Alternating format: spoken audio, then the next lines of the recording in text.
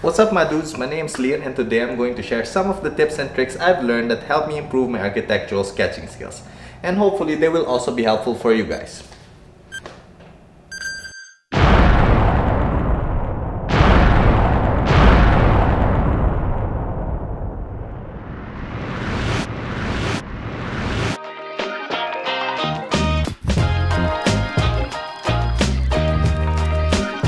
One of the most valuable tools in an architect's arsenal of sketching is the perspective.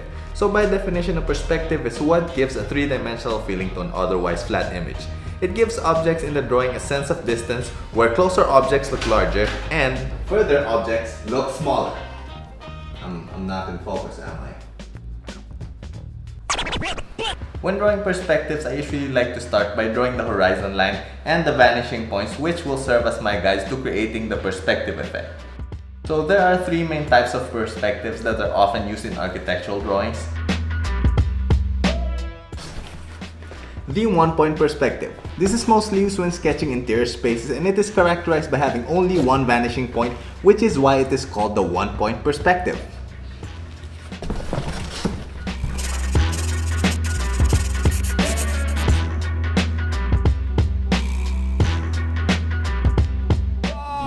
Then there are the two-point perspectives.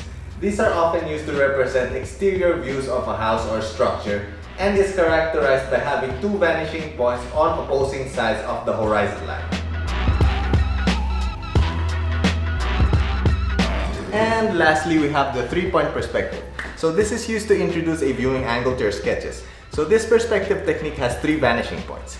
You have your usual two opposing vanishing points located on your horizon line, and then a third one placed either above or below your horizon line. So if you place the third point above the horizon line, it creates a worm's eye view, like you're viewing the subject from below. But if you place the point below the horizon line, it will give you this bird's eye view, as if you are viewing the subject from the skies.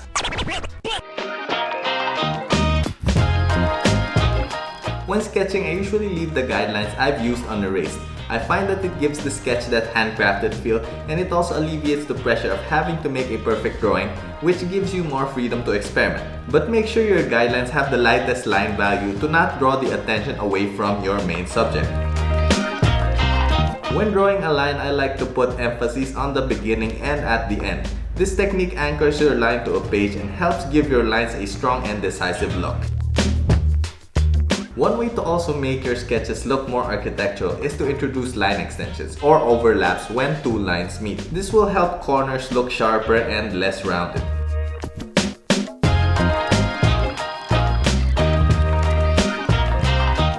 When sketching, start with the general elements and gradually work towards more specific details of your drawing. I often begin a sketch by drawing a single rectangular prism as a base, then just adding or subtracting masses from the main form.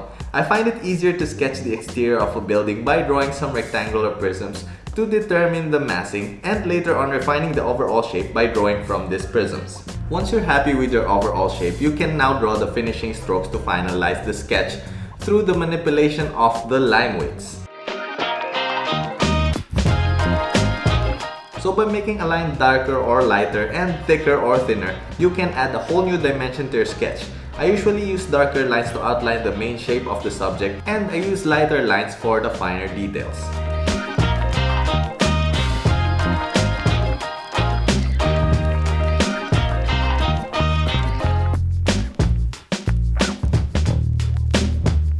One way to make your sketches look instantly better is to add shading to certain areas. You could do this by either doing a solid shade or by adding a hatch shade, which is done by drawing a ton of parallel lines to delineate a darker value. Or you could also do stipple shades, which is characterized by using dots to represent the shading. These shading techniques could be used to represent shadows or dark areas and even to denote a certain material type or texture.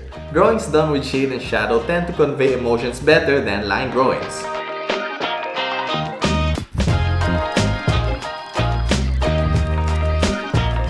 Now, sketching is a form of art and it requires practice. And through practice, not only do you get better at sketching, but you will also find your own style that will make your drawings unique.